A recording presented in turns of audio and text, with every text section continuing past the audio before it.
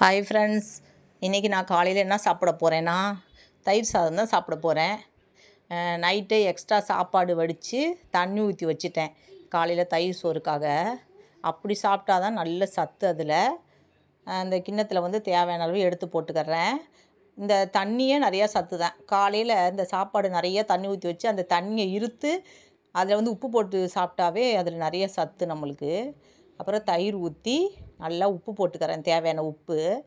இப்போ நான் சாப்பிட போகிறேன். எனக்கு எப்போயுமே காலையில் தயிர் சோறு சாப்பிட ரொம்ப பிடிக்கும். அப்புறம் தயிர் சோறு வந்து இந்த அல்சர் பிரச்சனை, வயிற்று பிரச்சனைக்கு எல்லாத்துக்குமே ரொம்ப நல்லது. அப்புறம் இன்றைக்கி நான் தயிர் சாதத்துக்கு வந்து நெல்லிக்காய் ஊறுகாய் வச்சு சாப்பிட போகிறேன். நெல்லிக்காய் ஊறுகாய் நல்லாயிருக்கும். அப்புறம் வந்து மீன் சுண்டல் நேற்று வச்சது, இது அவ்வளோ ஒரு டேஸ்ட்டாக இருக்கும் இந்த தயிர் சாதத்துக்கு. எனக்கு ரொம்ப பிடிக்கும். அந்த காலத்துலலாம் அப்படி தான். எங்கள் அம்மாலாம் வந்து நாள் என்ன குழம்பு வைக்கிறாங்களோ, அது காரக்குழம்போ சாம்பாரோ எது வச்சாலும் அடுத்த நாள் நல்ல சுண்டலாக்கிடுவாங்க. அதை வந்து அடுத்த நாள் தயிர் சாதத்துக்கு கொடுப்பாங்க. அந்த காலத்துலலாம் அப்படி தானே சாப்பிட்டோம். டெய்லி தயிர் சாதம் அப்படி தான் சாப்பிட்டோம். ஆனால் இன்றைக்கி வந்து அந்த காலத்தில் தயிர் இப்படி இல்லாட்டி குழம்பு ஊற்றி தான் சாப்பாடெலாம் சாப்பிடுவோம். நாங்களாம் சின்ன வயசுலலாம் அப்படி தான் வளர்ந்தோம்.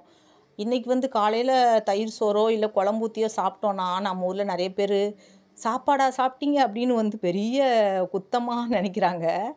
ஆனால் அப்படி இல்லையே இல்லை. நம்ம காலையில் தான் நல்லா சத்தாக சாப்பிட்ணும். அதுவும் அந்த காலத்துலலாம் ராஜாக்கள்லாம் அப்படி தான் சாப்பிட்டாங்களாம்.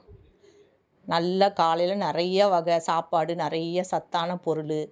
அப்படியா தான் ஒன்று சொல்லுவாங்க. காலையில் வந்து ராஜா போல் சாப்பிடுன்னு, மத்தியானம் மந்திரி போல் சாப்பிட்ணும், நைட்டு வந்து ஒன்றும் போல் கொஞ்சமாக சாப்பிட்ணும் அப்படின்னு சொல்லுவாங்க. அதனால் காலையில் சாப்பாடு சாப்பிட்டா அந்த அந்த எனர்ஜி ஃபுல்லாக நம்மளுக்கு இருக்கும். இட்லி தோசை சாப்பிட்றத விட எனக்கு அப்படி தான் இருக்கும், நல்லா இருக்கும். இட்லி தோசை சாப்பிட்றத விட இந்த தயிர் சோறு சாப்பிட்டா, அதுவும் இந்த மாதிரி சுண்டல்லாம் வச்சு சாப்பிடும்போது ரொம்ப நல்லாயிருக்கும். வெளிநாட்டுக்கள்லாம் இதை டப்பாவிலேயே அடைச்சி விற்கிறாங்கன்னு சொல்கிறாங்க.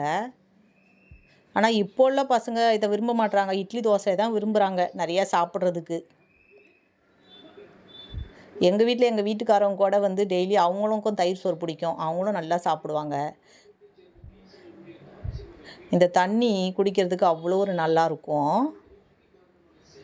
நான் வந்து சாப்பிட்டுக்கிட்டு வீடியோ எடுத்துருக்கேன்னா பசங்க பக்கத்தில் இருந்து சிரிப்பு காமிக்கிறாங்க. அவங்க வீடியோவுக்கும் வரமாட்றாங்க. பெரிய ஆள் ஆகிட்டாங்கல்ல, அதனால் அவங்களுக்கு வர்றதுக்கு விருப்பப்படலை. அதனால் நான் மட்டும்தான் என்னால் முடிஞ்சதை எடுத்து போடுறேன். பிடிச்சிருந்தா பாருங்கள்.